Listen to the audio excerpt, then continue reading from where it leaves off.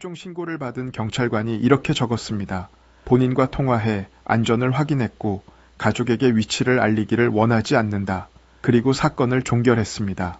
신고가 접수된 지 약 2시간 반 뒤였습니다. 그런데 통화 내역에는 그 통화가 없었습니다. 제주에서 실종된 장미란 씨는 그 뒤 실종 104일 만에 발견됐습니다. 숙소에서 400m 걸어서 5분 거리였습니다.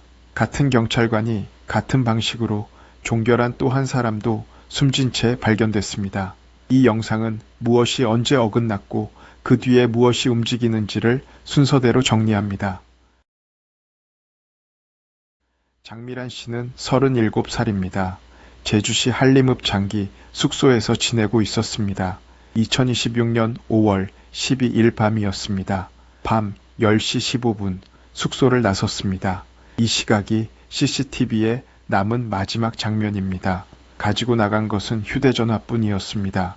그리고 2026년 5월 16일 오전 9시 44분 한림항 일대에서 휴대전화 신호가 끊깁니다. 이 영상은 고인의 인상착의나 사생활을 다루지 않습니다.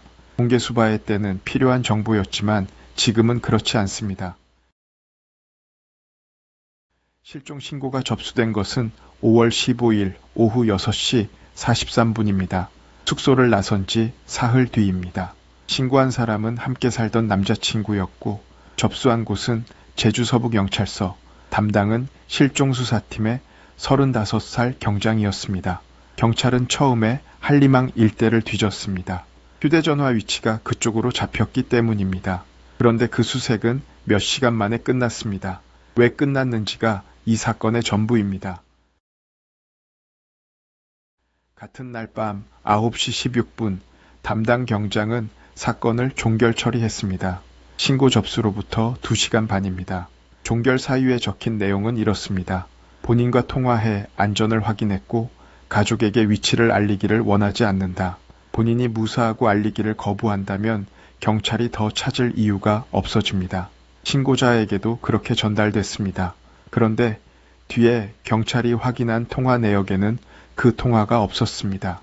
7월 2일에 접수된 60대 남성 사건에서도 같은 문장이 적혀 있었습니다.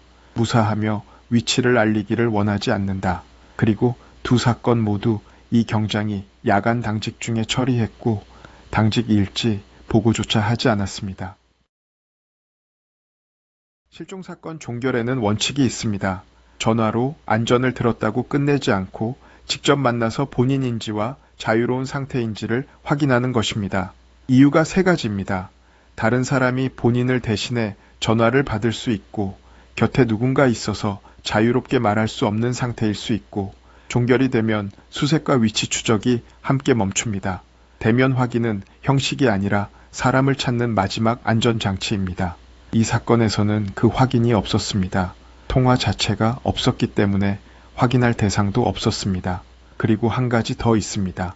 설령 그 통화가 사실이었다 해도 매뉴얼은 종결 전에 실종자를 직접 만나 확인하라고 정하고 있습니다.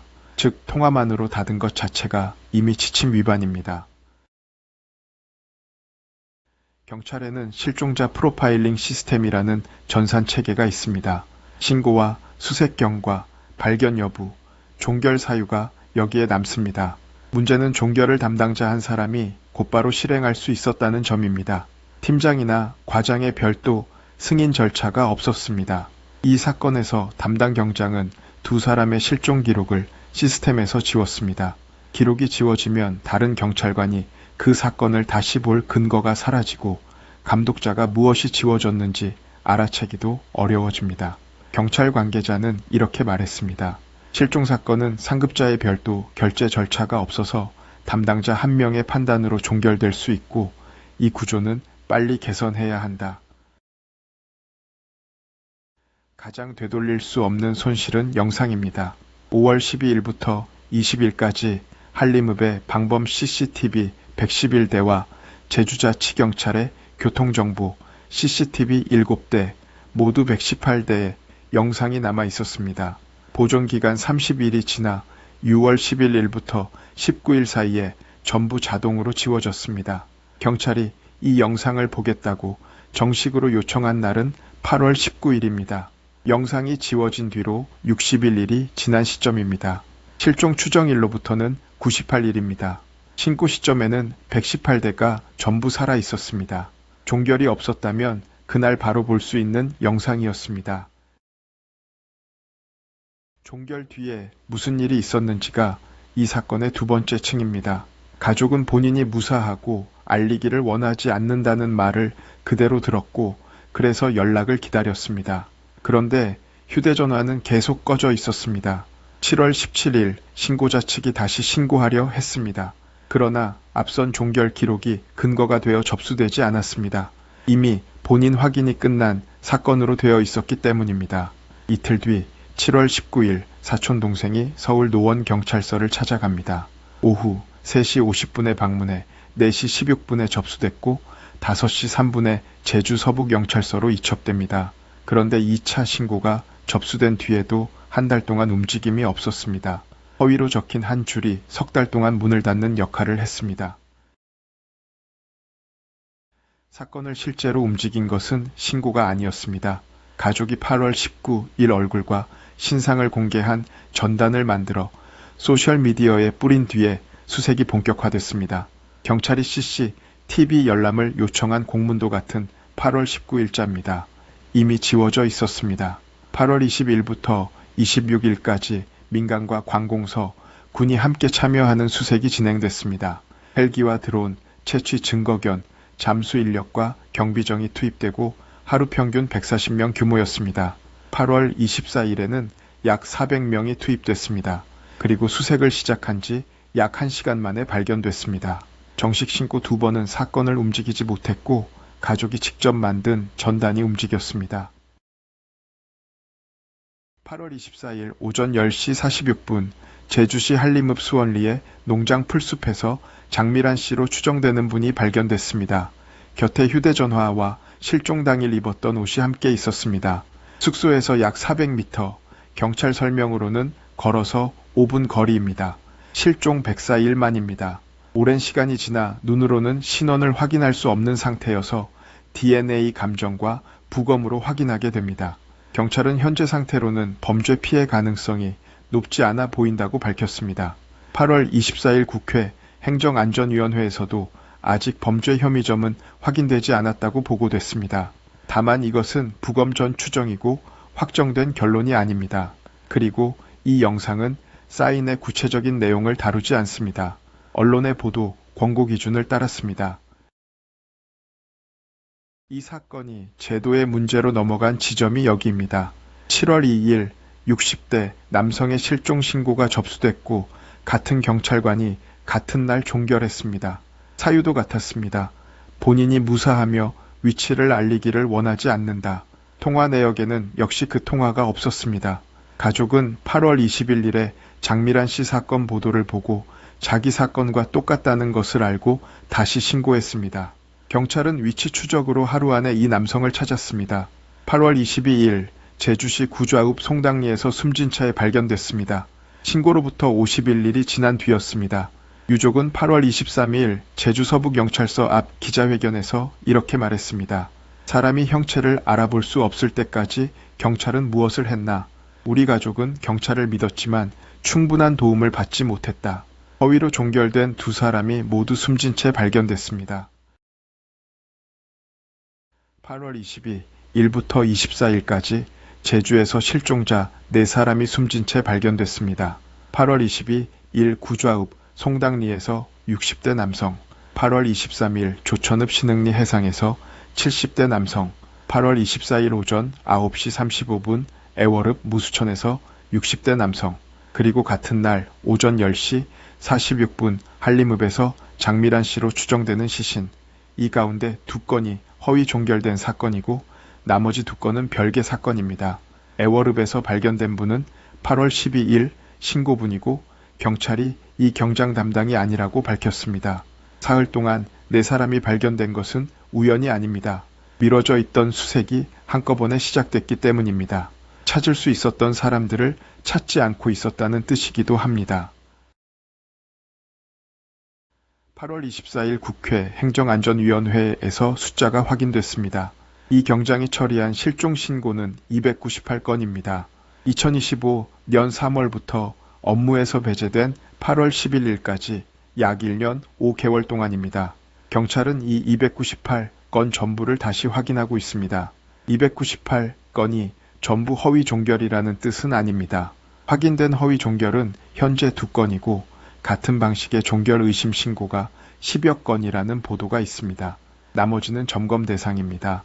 한 사람이 1년 5개월 동안 298건을 혼자 판단하고 혼자 끝낼 수 있었다는 사실 자체가 이 사건의 구조입니다. 이 경장에게는 앞선 기록도 있었습니다. 2023년 가정폭력 신고로 징계위원회에 회부돼 불문 경고를 받았습니다. 정식 징계는 아니라 내부 경고입니다. 그리고 7월 22일에는 경찰서 여성 화장실에 무단으로 들어간 일로 성폭력처벌법 위반 혐의로 입건되고 직위 해제됐습니다. 그런 기록이 있는 사람이 실종사건 수백 건을 감독 없이 맡고 있었습니다. 이런 사건이 나오면 업무 과중이라는 설명이 따라옵니다. 그래서 숫자를 봤습니다. 제주 서북경찰서의 실종 신고는 하루 한두 건, 많을 때 4, 5건입니다. 제주 전체 성인 실종 신고는 2023년부터 3년 동안 2,544건입니다. 인구 10만 명당으로 환산하면 127건인데 전국 평균 142건보다 10.6% 낮습니다. 제주는 실종 신고가 전국 평균보다 적은 지역입니다. 업무량으로는 설명되지 않습니다. 경찰 내부에서 나온 다른 설명은 반대 방향입니다. 사건을 오래 열어두면 상급자가 연락됐는지, 위치를 확인했는지 계속 묻는다는 것입니다. 빨리 닫는 쪽에 압력이 있었다는 뜻입니다. 확인 절차가 없는 상태에서 빨리 닫으라는 압력만 있으면 결과는 정해져 있습니다. 8월 22일 오후 3시 28분 긴급 체포. 혐의는 직무유기와 공전자 기록 위장 및 행사, 그리고 위계 공무 집행방해입니다. 8월 24일 구속영장이 신청됐지만 같은 날 제주지방법원이 체포적부심을 인용해 석방했습니다. 긴급체포는 영장을 받을 시간이 없을 때 쓰는 것인데 피의자 소재가 계속 파악되고 있었으므로 그 요건을 갖추지 못했다는 것입니다. 혐의를 부정한 것이 아니라 체포 방식에 대한 판단입니다. 제주지검은 전담수사팀을 꾸렸고 경찰청은 자체 감찰에 들어갔습니다. 정치적 여파는 8월 24일 하루에 몰렸습니다. 이재명 대통령은 매우 참담한 마음이라며 진상규명과 지휘감독 체계 점검, 개혁안 마련을 지시했습니다. 한성숙 국무총리는 허위 종결 여부를 면밀히 확인하고 재발 방지 대책을 조속히 보고하라고 지시했습니다. 국회 행정안전위원회에서 유재성 경찰청장 직무대리는 경찰이 매우 잘못했고 송구스럽다고 했고 윤호중 행정안전부 장관은 유족에게 대단히 송구하다고 했습니다. 여당은 당대표 직속 경찰개혁특별위원회 출범을 추진했습니다. 시기도 겹쳤습니다. 10월 검찰의 보안수사권 폐지를 앞둔 시점이라 야당은 견제 없는 수사권 집중의 위험을 지적했고 경찰은 별개 문제라고 답했습니다. 그리고 가족이 공개한 연락처로 17차례 성희롱성 연락을 한 10대 청소년이 스토킹 처벌법 위반으로 체포됐습니다. 국무총리는 2차 가해에 엄정 대응하라고 함께 지시했습니다. 바뀌기로 한 것은 4가지입니다. 첫째, 종결의 이중 확인이 들어갑니다.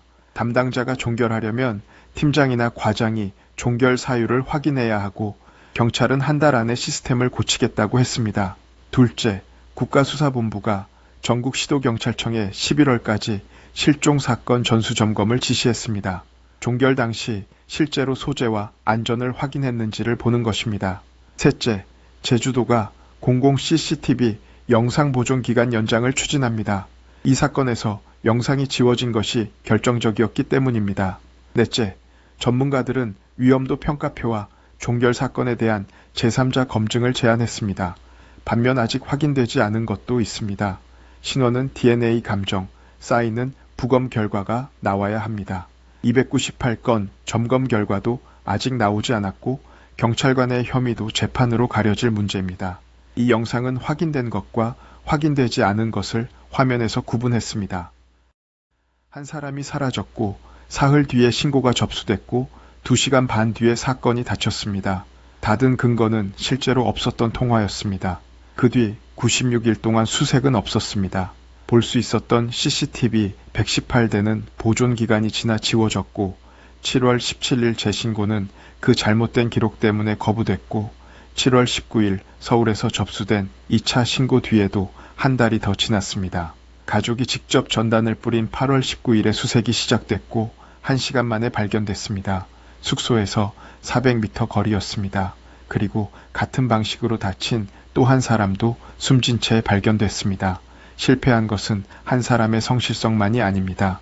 확인 없이 닫을 수 있게 해둔 절차, 기록을 지울 수 있게 해둔 권한, 그리고 아무도 다시 보지 않는 구조가 함께 실패했습니다. 그래서 개선안도 사람이 아니라 절차를 향해 있습니다. 다만 이 제도는 이미 그 확인을 하라고 정해두고 있었습니다. 규정이 없어서가 아니라 규정을 지켰는지 아무도 보지 않아서 생긴 일입니다.